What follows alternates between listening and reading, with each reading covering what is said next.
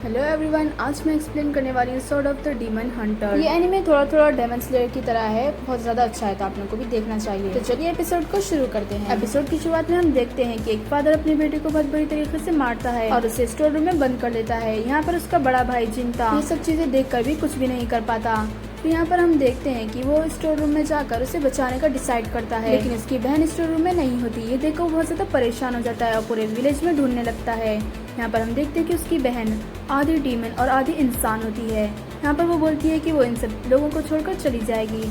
तो यहाँ पर उसका भाई जिंता बोलता है कि नहीं, हम दोनों को ही यहाँ से भाग जाना चाहिए, तुम अकेले नहीं जा सकती। और यहाँ पर ये दोनों ही भाग जाते हैं। और यहाँ पर इस लड़की का नाम सुसुने होता है। यहाँ पर उन लोगों को एक पर्सन जिसका नाम मोटोहारू होता है वो उन लोगों को अडॉप्ट कर लेता है और अपने घर लेकर जाता है।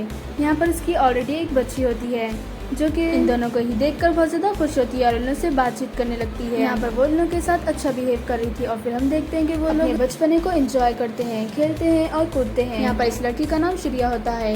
एक दिन जब वो लोग ऐसे ही खेल रहे थे तो वो बताती है कि उसकी माँ इस गांव की गॉड है, इस गांव के चीफ और सेंटिनल्स ही गॉड से मिल सकते हैं, इसीलिए वो अपनी माँ से कई सालों से नहीं मिली है। यहाँ पर इसके फादर एक सेंटिनल है, इसलिए वो उसकी माँ से मिल सकते हैं और सेंटिनल का ये एक फर्ज होता है कि वो अपने गॉड और विलेज के लोगों की हिफाजत करे। तो यहाँ पर जिंता श्रिया को थैंक यू बोलता है क्योंकि इसकी माँ की वजह से ही इन लोगों को इस गाँव में रहने की परमिशन मिली है। और फिर हमें कुछ दिनों के बाद का सीन दिखाया जाता है जहाँ पर जिंता एक बहुत ही बहादुर सेंटिनल बनना चाहता है, इसलिए वो तलवारबाजी की प्रैक्टिस कर रहा है। यहाँ पर उसकी प्रोग्रेस बहुत ही ज्यादा स्लो होती है, जिसकी वजह से वो उदास हो जाता है। लेकिन मोटोहारा उसकी हिम्मत अफजाई करते हैं और उसे बोलते हैं कि तुम्हारी प्रोग्रेस बिल्कुल सही चल रही है।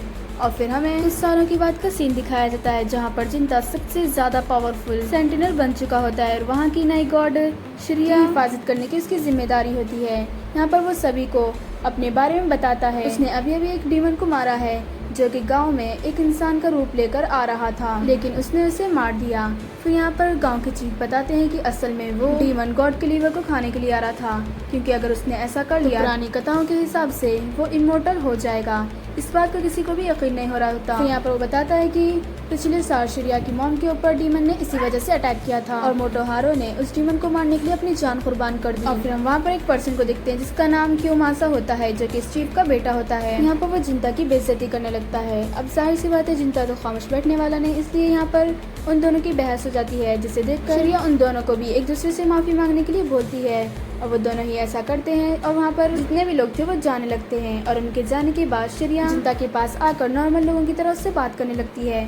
पहले जिंता तो मना करने की कोशिश करता है, लेकिन फिर वो भी नॉर्मल से बात करने लगता है। यहाँ पर श्रिया बताती है कि तुम्हारी बहन भी आई है, वो तुमसे मिलना चाहती है। यहाँ पर हम देखते हैं कि उसकी बहन अभी भी छोटी बच्ची होती है। यहाँ पर वो बोलता है कि तुम्हारा यहाँ पर आना सख्त मना है, तुम्हें इस रूल को फॉलो करना ही होगा। और फिर उसे अचानक से किसी के आने का एहसास होता है, तो जल्दी से वो अपनी बहन को छुपा देता है। और हम देखते हैं कि वहाँ पर गांव का चीफ आया था जो कि अकेले में गॉड से बात करना चाहता था। तो वहाँ पर जिंता भी चला जाता है और हमें फ्लैशबैक दिखाया जाता है जहाँ पर शिरायुकी की माँ और इस गांव की गॉड उनकी डेथ हो जाती है। श्रिया जिंता को बोलती है कि अब वो इस गांव की गॉड बनेगी क्योंकि उसके अंदर उसकी माँ का खून है और वो अपनी माँ की तरह बनना चाहती है। लेकिन हाँ, यहाँ पर जिंता उससे नहीं मिल पाएगा। तो यहाँ पर जिंता वादा करता है कि वो भी एक बहादुर सेंटिनल बनेगा, जिसकी मदद से वो शिरायुकी से मिल सकता है। और फिर हमें प्रेजेंट का सीन दिखाया जाता है जहाँ पर दो डीमन सुजुने के ऊपर नजर रखे हुए होते हैं और यहाँ पर वो लोग कुछ प्लानिंग करते हैं। और फिर हमें दूसरे दिन का सीन दिखाया जाता है जहाँ पर जिंता को आधे दिन की छुट्टी मिल जाती है, तो सुजुने बहुत ज्यादा खुश होती है और फिर उन लोगों के पास शिरायुकी भी आ जाती है उन से मिलने के लिए।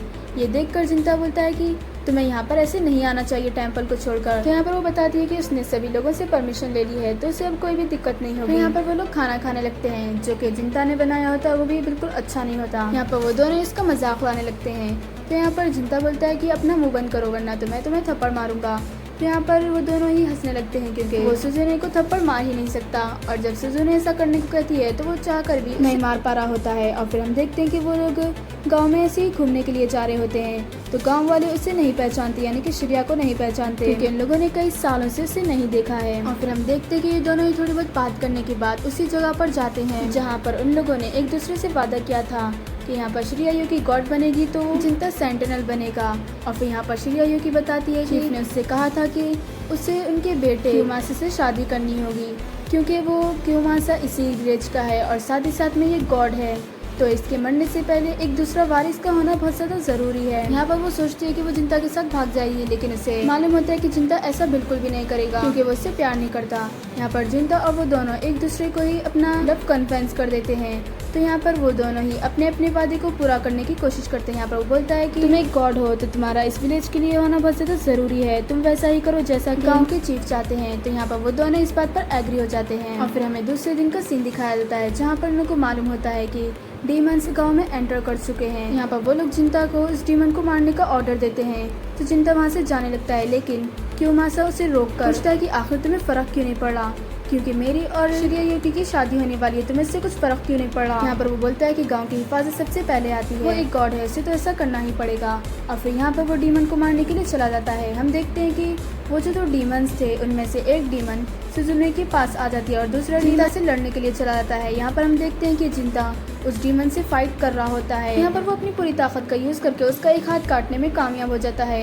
ये देखकर वो डीमन भी उससे इम्प्रेस हो जाता है। और फिर हमें दूसरे डीमन का सीन दिखाया जाता है जहाँ पर वो सुजुने के पास होती है और वो बोलती है कि तुम एक डीमन हो, लेकिन फिर उसे मालूम होता है कि सुजुने आधी इंसान और आधी डीमन इसलिए है क्योंकि वो अपने भाई से बहुत ज्यादा प्यार करती है।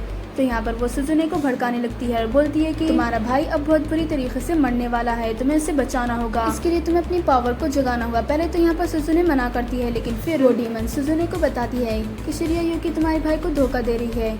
ये सुनकर तो सुजुने के होश उड़ जाते हैं और फिर हमें जिंता का सीन दिखाया जाता है जहाँ पर वो दोनों ही आपस में फाइट कर रहे होते हैं। और यहाँ फाइट के वक्त ही वो डीमन जिंता का एक हाथ काट देता है और साथ ही साथ में उसकी तलवार भी काट देता है, लेकिन जिंता यहाँ पर कटी हुई तलवार को लेकर उस डीमन के दिल पर अटैक कर देता है, जिससे वो डीमन नीचे गिर जाता है। और यहाँ पर हम देखते हैं वो डीमन बताता है कि असल में वो यहाँ पर इस गांव में एक खतरनाक डीमन से मिलने के लिए आया है। तो जिंता समझ जाता है कि वो सुजुने की बात कर रहा है, लेकिन फिर उस डीमन का हाथ जिंता को पकड़ लेता है और उससे बोलता है कि अब तुम क्या करोगे, क्या तुम अपने लोगों को अब प्रोटेक्ट कर भी सकते हो। और फिर हमें वही डीमन का सीन दिखाया जाता है जहाँ पर वो सुजुने को शिरिया युकी के पास लेकर आती है। सुजुने ये देखकर बहुत ज्यादा हैरान हो जाती है क्योंकि वो उसके भाई को धोखा दे रही थी। यहाँ पर वो शिरिया युकी से बताने की कोशिश करती है, लेकिन उसे तो कुछ भी समझ में नहीं आ रहा होता। उसे तो बस यही दिख रहा होता है कि शिरिया युकी ने उसके भाई को धोखा दिया है। तो यहाँ पर वो डीमन भी उसके कान भरने लगती है और बोलती है कि तुम्हें अपने डीमन फॉर्म में आ जाना चाहिए और अपने भाई का बदला लेना चाहिए। यहाँ पर हम देखते हैं कि सुजुने को बहुत ज्यादा गुस्सा आता है और वो अपने असली डीमन फॉर्म में आ जाती है। यहाँ पर वो दूसरी डीमन उसको बोलती है कि इसी तलवार से इसे मारना, जिसे ये पूरा गांव पूछता है। यहाँ पर हम देखते हैं कि जिंता को होश आ जाता है और साथ ही साथ में उसका कटा हुआ हाथ भी ठीक हो चुका है। जब वो उठता है तो वो देखता है कि पूरे गांव में आग लग चुकी है। तो वो जल्दी से गांव में जाता है सुजुने को बचाने के लिए।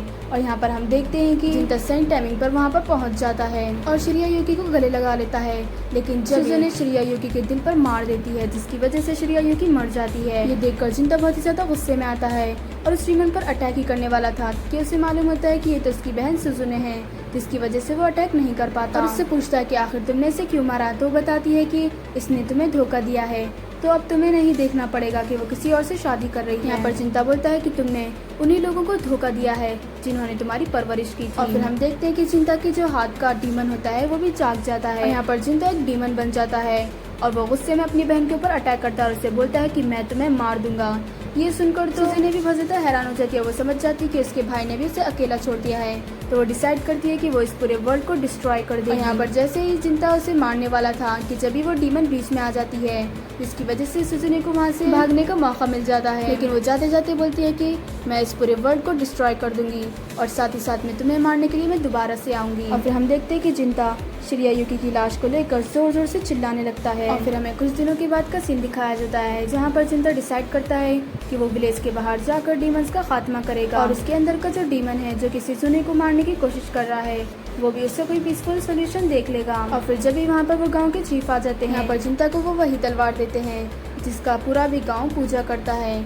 यहाँ पर वो ये भी बताते हैं कि ये सब उनकी वजह से हुआ है क्योंकि वो चाहता था कि उनका बेटा शिरिया युकी से शादी करे क्योंकि वो उससे प्यार करता था। यहाँ पर वो जिंता से माफी मांगने लगता है, लेकिन जिंता वहाँ से चला जाता है। फिर हमें 170 साल के बाद का सीन दिखाया जाता है। यहाँ पर इसके बारे में कुछ भी नहीं पता, लेकिन अगले एपिसोड में जरूर पता चल जाएगा। तो आप लोगों को यह एनीमे कैसा दिखा कमेंट करके जरूर बताना। अगर अच्छा दिखा हो तो लाइक कीजिए और सब्सक्राइब करना मत भूलिए। तो मिलते हैं अगले वीडियो में, जब तक के लिए बाय बाय।